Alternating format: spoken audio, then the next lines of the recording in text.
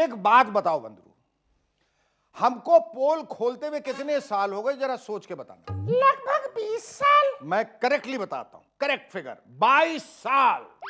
22 साल से हम लगातार लोगों की पोल खोल रहे हैं, तालियां।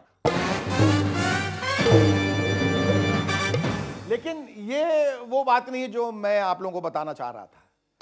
जो बात मैं आप लोगों को बताना चाह रहा हूं वो ये कि 22 सालों में हमने कितनी बड़ी बड़ी पोलें खोली, कितने बड़े बड़े चुनाव देखे। 4 तो हमने लोकसभा चुनाव देखे, जनरल इलेक्शन 2004, 9, 14, 19 के, न जाने कितने विधानसभा चुनाव, लेकिन ऐसा चुनाव हमने भी नहीं देखा। कैसा चुनाव?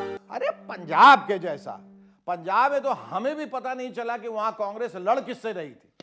नहीं तो इससे पहले हमें पता होता था कि कौन सी पार्टी किससे लड़ रही, हमें पता होता था कि भाजपा सपा से लड़ रही है, आरजेडी जदयू से लड़ रही है, टीएमसी भाजपा से लड़ रही है, मतलब पता होता था कि कौन किससे लड़ रहा है। पंजाब में तो पता ही नहीं चला कि कांग्रेस आपस में लड़ रही है या सामने वाले से लड़ रही है। गजब, अजब कांग्रेस की गजब कहानी।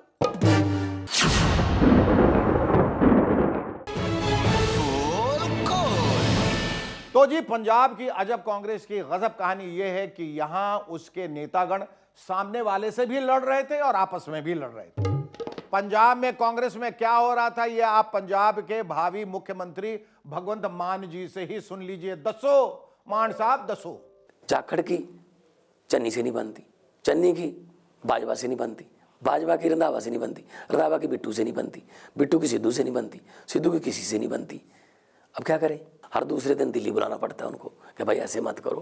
इसे कहते हैं गागर में सागर भरना। 1 मिनट में सारा खेल समझा दिया मान साहब ने। अब एक दूसरा खेल देखिए। वैसे तो कांग्रेस और बीजेपी एक दूसरे के जानी दुश्मन हैं, लेकिन पंजाब में कांग्रेस की हालत को देखकर बीजेपी के पंजाब अध्यक्ष ने भी कह दिया कि भाई हमें वोट मत देना, कांग्रेस को दे देना, क्योंकि कांग्रेस तो वोट लेने के लिए कुछ कर ही नहीं रही। सुनिए क्या बोला था पंजाब बीजेपी के अध्यक्ष अश्विनी शर्मा जी ने, बिना किसी शर्म संकोच के। ਜਿਹੜਾ ਬੰਦਾ ਆਮ ਆਦਮੀ ਪਾਰਟੀ ਨੂੰ ਵੋਟ ਪਾਏਗਾ ਇਹਦਾ ਮਤਲਬ ਦੇਸ਼ ਨਾਲ ਪੰਜਾਬ ਨਾਲ ਗੱਦਾਰੀ ਕਰ ਰਿਹਾ। ਉਹ ਨਹੀਂ ਸਾਨੂੰ ਪੜਾ ਭਾਵੇਂ ਕਾਂਗਰਸ ਨੂੰ ਪਾ ਦਿਓ, लेकिन देश ਨਾਲ गद्दारी करने वाले को वोट पा दोगे क्या? यानी बीजेपी वाले ही कह रहे थे कि कांग्रेस को वोट दे दो, और कांग्रेस वाले क्या कर रहे थे?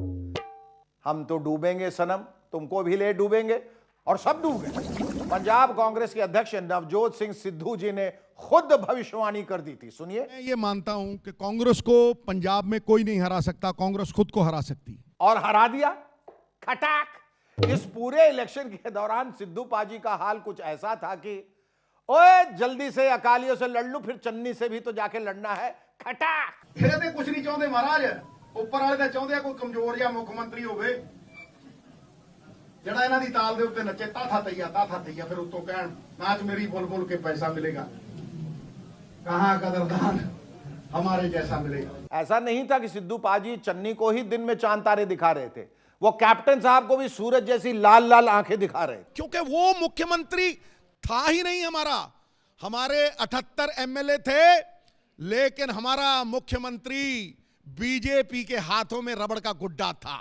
तो इधर सिद्धू कैप्टन साहब पे वार पर वार कर रहे थे, तो उधर कैप्टन साहब भी उनकी खटिया खड़ी करने की चेतावनी दे रहे थे। Sidhu is not the right man for Punjab, and अगर वो लड़ेगा, जहां से भी लड़ेगा, मैं उसको नहीं जीतने दूंगा। कमाल ये हुआ कि सिद्धू की खटिया खड़ी करते करते कैप्टन साहब ने अपनी खटिया भी तोड़ ली, यानी दोनों का काम तमाम हो गया। इसकी खटिया भी गई, उसकी खटिया भी गई, दोनों की खाट खड़ी हो गई। इसलिए सिद्धू पाजी अब शराब दे रहे। जिन लोगों ने गड्ढे खोदे सिद्धू के लिए, वो उनसे 10 गुना ज्यादा गहरे गड्ढों में दफन हो गए।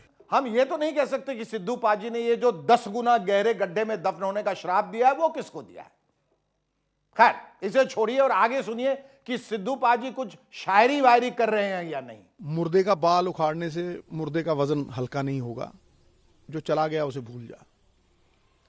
एक नई शुरुआत हुई है, एक नया सृजन है, नई सवेर है। जो चला गया उसे कैसे भूल जाए सिद्धू पाजी?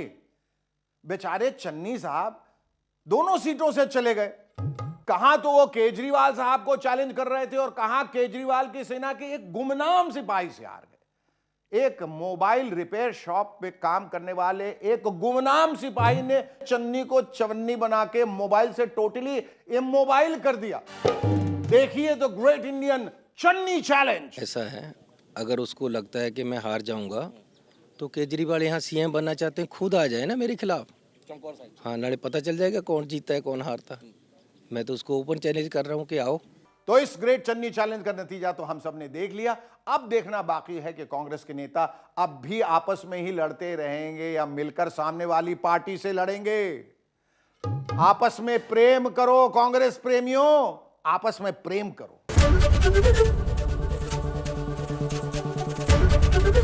एबीपी न्यूज आपको रखे आगे।